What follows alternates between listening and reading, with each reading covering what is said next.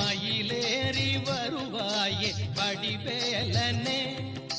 முருகா முருகா என்று உருகும் நெஞ்சம் கண்டு மயிலேறி வருவாயே வடிவேலனே. பன்னிரு விழிகளால் பரிவுடன் காத்திடும் உன்னிரு கரங்களால் புவனமும் வாழ்ந்திடும் வேலிருக்க வினை ஏது என கையனே. நீ இருக்கும் தமிழ் கொண்டு உனை பாடுவே.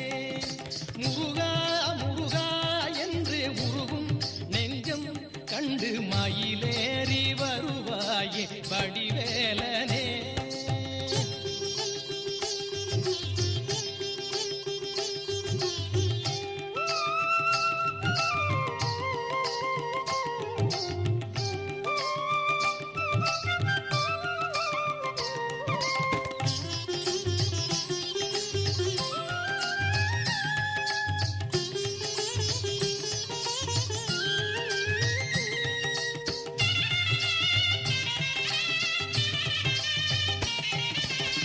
காலனும் கலங்குவான் வேலனை பார்க்கவே பக்தியின் முகம் காட்டி அருள்வாயையா.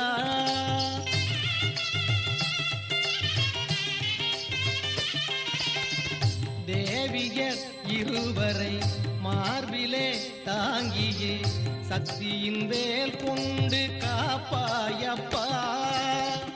அன்பரின் வாழ்விலே அருள் தந்த ஜோதியே என்னிடும் போதிலே என் முன் தோன்றியே. அன்பரின் வாழ்விலே அருள் தந்த ஜோதியே என்னிடும் போதிலே என் முன் தோன்றியே. கருணையை தந்து காத்திடும் தெய்வம் உனை என்று விழியும் பார்த்ததில்லை. கவிதையாய் நின்று கலந்திடும் உந்தன் தமிழினை நானும் வழங்கிடுவேன். முருகா முருகா என்று உருகும் நெஞ்சம் கண்டு மயிலேறி வருவாயே வடிவேலனே. முருகா முருகா என்று உருகும் நெஞ்சம் கண்டு மயிலேறி வருவாயே வடிவேலனே.